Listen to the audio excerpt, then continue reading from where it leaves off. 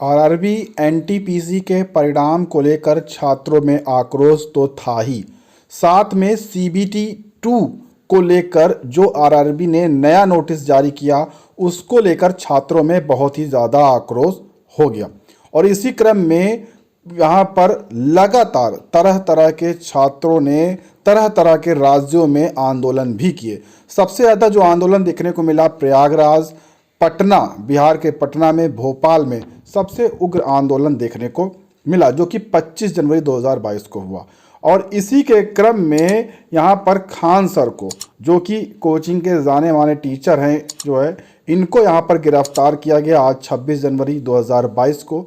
इनको ये यहाँ पर लगाया गया आरोप कि इन्होंने छात्रों को भड़काया, और जिस कारण से छात्र पटना में इतने उग्र आंदोलन को उन्होंने किया, बहुत सारी सरकारी संपत्तियों को नुकसान पहुंचा, ऐसा यहाँ पर कहना है सरकारों का। ठीक है, और इसी कारण से उन्हें गिरफ्तार किया गया। फिलहाल बाद में उन्हें छोड़ दिया गया होगा, लेकिन इन्हीं सब चीज़ों को, और साथ में ये भी चीज़ें थी कि आज 26 जनवरी थी, तो छात्र आज किसी भी ज़िले में, किसी भी राज्य में कुछ ऐसा ना करें, और इसी सब को देखते हुए सब चीज़ें की गई। फिलहाल यहाँ पर आरआरबी एनटीपीसी ने अपने यहाँ पर जारी करते हुए एक नोटिस में कह दिया है, एक टीम गठित कर दी गई है जिसमें कुछ छात्र भी होंगे, और ये टीम पूरा इसका निचोड़ निकालने वाली है कि कमियां हैं या नहीं है, अगर कमियां हैं तो क्या है। उसके बाद यहाँ पर रिपोर्ट आएगी, और उसके बाद ही जो प्रक्रिया है अब आगे शुरू होगी। फिलहाल तब तक रिपोर्ट नहीं आएगी, जब तक कोई अंतिम फैसला नहीं होगा, तब तक प्रक्रिया पर रोक लगा दी गई है। सबसे ज़्यादा हम यहाँ पर आपको बता दें कि प्रयागराज से बड़ी अपडेट आ रही है। जी हाँ, प्रयागराज से अपडेट है, क्योंकि युवा मंच के जो संयोजक हैं राजेश सचान, उनको यहाँ पर गिरफ्तार कर लिया गया है। जी हाँ, उन पर भी यहाँ पर आरोप है कि आरआरबी एनटीपीसी के जो छात्रों द्वारा हंगामा हुआ था उसमें यहाँ पर इनको भड़काने का आरोप लगाया गया है। ठीक है, और जबकि इनका कहना है कि ये उन छात्रों से बिल्कुल भी संपर्क में नहीं थे, उनका कोई यहाँ पर योगदान नहीं था। फिलहाल ये आप प्रेस रिपोर्ट जो है वहाँ पर देख सकते हैं। युवा मंच की तरफ से ये प्रेस विज्ञप्ति भी जारी की गई है, जहाँ पर बताया भी गया है कि युवा मंच के जो संयोजक हैं, ठीक है, उनको यहाँ पर गिरफ्तार किया गया है। वहीं पर अनिल सिंह ने यहाँ पर इस पर नाराज़गी भी जताई है, और ये आज की प्रेस विज्ञप्ति है 26/1/2022 की। बताया गया है कि रोजगार को लेकर युवाओं में काफ़ी आक्रोश व्याप्त है, जिसको लेकर प्रतियोगी छात्रों ने स्वतः स्फूर्त आंदोलन कर अपनी आवाज़ सरकार तक पहुँचाने के लिए प्रयागराज स्टेशन पर रेल रोकने जैसे अभियान चलाए, जिसमें युवा मंच द्वारा आंदोलन आयोजित नहीं किया गया था। पुलिस ने बघाड़ा में लाजों में घुसकर बेरोजगारों प्रतियोगियों को क्रूरता से साथ बर्बरता से पीटा। ये आपने देखा होगा, बहुत सारे वीडियो सोशल मीडिया पर हैं। ठीक है, और युवा मंच सहित कई संगठनों ने इस पुलिसिया रवैया का विरोध भी किया, और जिस कारण से युवा मंच के संयोजक राजेश सिंह सचान जो हैं उनको गिरफ्तार कर लिया गया, जो बेहद ही निंदनीय है इनके द्वारा यहाँ पर बताया गया।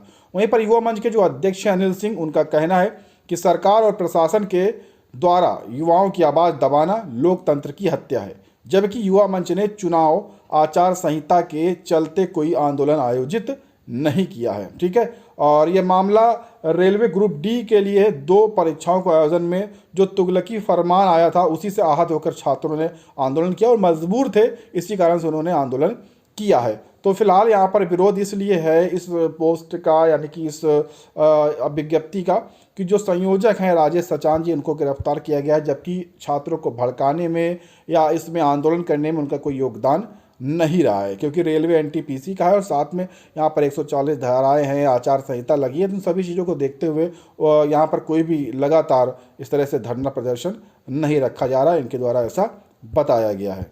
वहीं पर फर्स्ट इंडिया न्यूज़ के माध्यम से बताया गया है कि रेलवे परीक्षा को लेकर बड़ी खबर है, क्योंकि प्रयागराज में 6 पुलिसकर्मी यहाँ पर सस्पेंड किए गए हैं। ये इसलिए किए गए कि चलिए, जहाँ पर जो धरना प्रदर्शन हो रहा था वहाँ पर छात्रों पर लाठीचार्ज होना, मारपीट होना, सभी चीज़ें जायज़ है, लेकिन छात्रों के मैंने आंदोलन समाप्त होने के बाद छात्रों के लॉजों पर जाकर, या वो जहाँ पर कमरों पर रहते थे उनके दरवाज़ों को तोड़कर पुलिसकर्मियों के द्वारा उन पर काफ़ी ज़्यादा लाठीचार्ज, उनको मारना, इन्हीं सब चीज़ों को लेकर ये जो कदम है उठाया गया है। प्रयागराज में 6 पुलिसकर्मियों को सस्पेंड किया गया है। बिहार में हिंसा को लेकर खान सर पर भी कार्रवाई हुई, भी आपको बताया है। ये कोचिंग संचालन है, और इनके खिलाफ केस भी दर्ज किया गया है, और यहाँ पर कहा गया है कि खान सर पर छात्रों को भड़काने जैसे आरोप यहाँ पर लगाए गए हैं। वहीं पर उत्तर प्रदेश के उप मुख्यमंत्री केशव प्रसाद मौर्य जी के माध्यम से बताया गया है कि प्रयागराज में छात्रों के साथ जो घटना हुई वो दुर्भाग्यपूर्ण है। दोषी पुलिसकर्मियों पर कार्रवाई की जाएगी। छात्रों से संयम की अपील की गई है। विपक्ष छात्रों के मामले में राजनीति न करे। जिन लोगों ने छात्रों की आड़ लेकर उपद्रव किया, जांच उनके खिलाफ कार्रवाई करी जाएगी। और यहाँ पर उन्होंने कहा कि प्रत्येक छात्र हमारा परिवार है।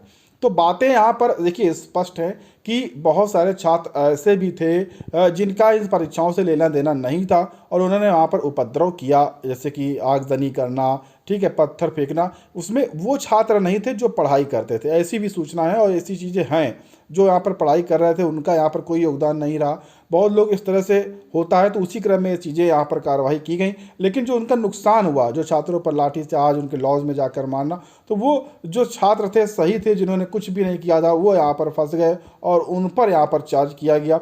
और इसी सब चीज़ों को लेकर यहाँ पर ये बड़ा जो कदम है वो उठाया गया है। फिलहाल अब जो छात्र लगातार यहाँ पर इस तरह से आंदोलनरत थे, उनके आंदोलन को आरआरबी ने मान लिया है और कमेटी भी गठित हो चुकी है। आप सभी चीज़ें जान चुके होंगे, नोटिस भी आ चुकी है, हमने भी अपडेट आपको दे दी है।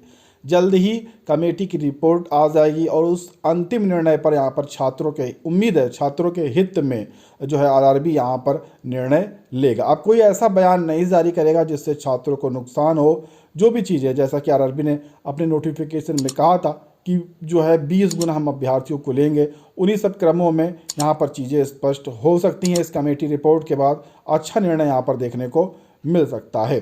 फिलहाल छात्रों के हित में ही चीज़ें हुई हैं काफ़ी, क्योंकि अब छात्र जो होते हैं काफ़ी लंबे समय से तैयारियां करते हैं, उसके बाद वो उम्मीद करते हैं कि चीज़ें जो है, जो परिणाम हैं, वो सभी चीज़ें स्पष्ट हों, सही तरीके से हों। और ये सब चीज़ें जब गड़बड़ होती हैं, गलत होती हैं, तो छात्र मजबूर हो जाते हैं उन चीज़ों को आवाज़ उठाने। तो आवाज़ उठाने का तरीका ही है आंदोलन करना, लेकिन उसमें कुछ अराजक तत्व होते हैं जो शामिल हो जाते हैं और वो जो आपका धरना होता है, जो छात्रों का जायज़ धरना होता है, उसे ख़राब करने का यहाँ पर प्रयास करते हैं। लेकिन जो नुकसान होता है, जो छात्रों पर कार्रवाई होती है, वो जो सही छात्र होते हैं उन पर यह कार्रवाई देखने को मिलती है, क्योंकि वो बिल्कुल भी इससे उनको अंदाज़ा भी नहीं होता है कि ऐसा कुछ हो सकता है, ऐसी चीज़ें हो सकती हैं, केस दर्ज हो सकता है या गिरफ्तारी हो सकती है। तो इस वजह से उन पर यह कार्रवाई देखने को मिलती है। जो लोग इस तरह से कार्य करते हैं वो फरार हो चुके होते हैं। तो फिलहाल यहाँ पर चीज़ें सभी स्पष्ट हो चुकी हैं। अंतिम निर्णय आने पर सभी चीज़ें स्पष्ट और ज़्यादा हो जाएंगी कि क्या चीज़ होगा, कैसे अब यहाँ पर आगे का जो प्रक्रिया है वो होगी, कैसे छात्रों का यहाँ पर सिलेक्शन होगा। धीरे धीरे चीज़ें स्पष्ट होने लगी हैं। फिलहाल छात्रों को अभी शांत रहने की आवश्यकता है। आंदोलन को ज़्यादा इस तरह से उग्र करने की आवश्यकता यहाँ पर नहीं है। चीज़ें बोर्ड कर रहा है और धीमे धीमे जो अपनी प्रक्रिया है उसमें सुधार करने के लिए उन्होंने इसीलिए कमेटी रिपोर्ट भी गठित की है। जल्दी कमेटी रिपोर्ट आएगी। सभी निर्णय छात्रों के हित में देखने को मिलने वाले हैं। तो हम लगातार हर अपडेट आपको देते रहेंगे, उसके लिए आप चैनल को सब्सक्राइब कर लें।